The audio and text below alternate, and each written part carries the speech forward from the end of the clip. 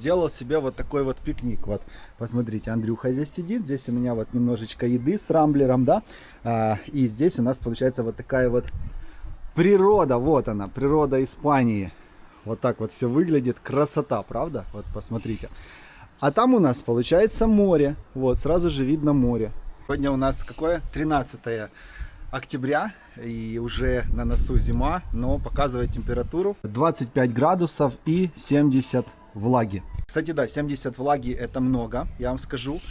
Нужно, чтобы было 50-60, но бывает у нас и 80 влаги. А 25 и 70 это как раз идеально для того, чтобы находиться вот в таком вот состоянии, как я. Плюс можно выйти на море. У нас здесь, кстати, лагуна Марминор, и я смотрел вчера, в общем, на море полностью шторм. Штормит, бурлит, там просто катастрофа.